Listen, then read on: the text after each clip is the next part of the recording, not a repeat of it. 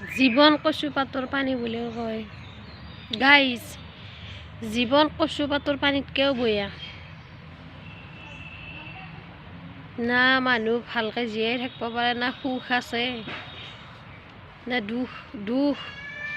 তাৰপিছত বৰষুণ দিলেও দায়, ৰ'দ দিলেও দায়, বতাহ দিলেও দায়,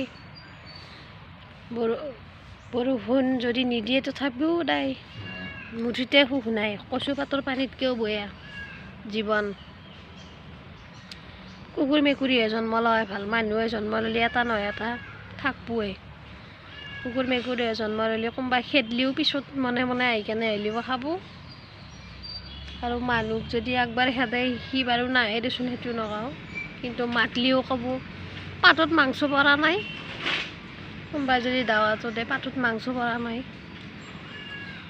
আঞ্জাখন ভাল লগা নাই। আৰু কুকুৰে ক'বাই নোৱাৰে, হাৰা হ'লেও খাব। কুকুৰ মেকুৰীৰ জীৱন নহয় ভাল, মানুহ জীৱন হোৱা যায়। কচু পাতৰ পানীতকৈ বেয়া বুলি কৈছোঁ নহয়, তাতকৈও বেয়া জীৱন। হয়নে নহয় বাৰু কথাটো? মানুহৰ খৰিয়াল কেতিয়াও নমৰে।